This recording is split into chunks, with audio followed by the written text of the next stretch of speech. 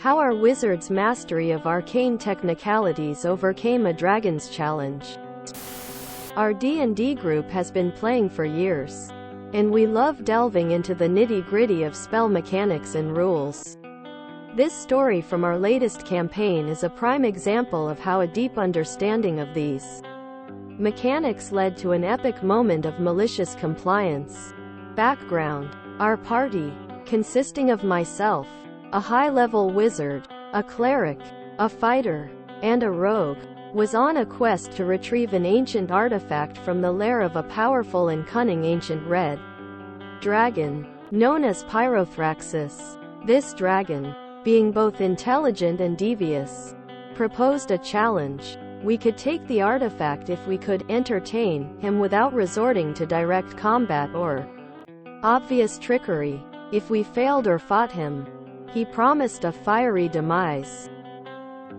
The setup: knowing the dragon's penchant for riddles and technicalities, I devised a plan hinging on a very specific interpretation of the spell, Everd's Black Tentacles. This 4th level spell conjures a mass of tentacles that can restrain and damage creatures within an area. However, the damage only occurs if a creature enters the area or starts its turn there. The key here was the term restrain, which doesn't inherently imply harm. The execution: as we entered the dragon's lair, I initiated the plan. I cast Everd's Black Tentacles to cover the area around the dragon, careful not to include the dragon in the spell's initial effect radius, thus avoiding direct aggression. The tentacles writhed menacingly but didn't harm the dragon.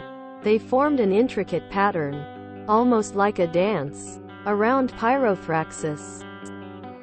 Simultaneously, our bard began a performance, using his bardic inspiration to enhance the visual spectacle, while our rogue used his sleight of hand skills, augmented by the bard's performance, to stealthily navigate the tentacles and retrieve the artifact.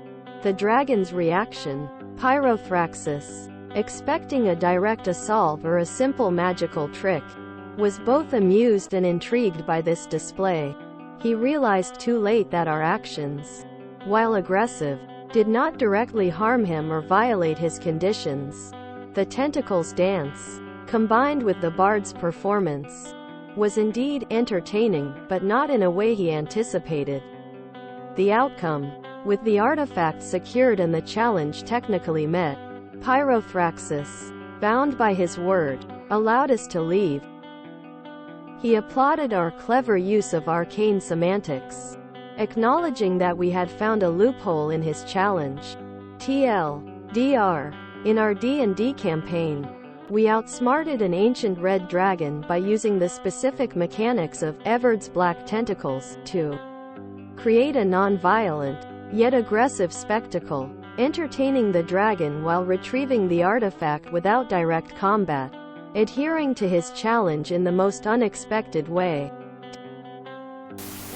I wish I could find people to play this game with in an easily accessible area. How did you put a 20-foot square around a dragon without including them in it? Love this. This kind of thing is exactly why I wish there were DMs in my area, or I knew Aomi one happy to DM in exchange for snacks and drinks. So, I suppose the DM was cool with that? Reminds of the time we began a session at a tournament asking questions like, do lightning bolts bounce off walls? Quote, we could take the artifact if we could entertain him without resorting to direct combat or obvious trickery. Well, now I'm curious what exactly the ancient red dragon expected otherwise. I would read the novelization of this campaign. Nerd compliance is the best compliance. If you enjoyed this video, please check out our playlists full of similar content. Epic Aircast is like doom scrolling for your ears. Please like, share, and subscribe.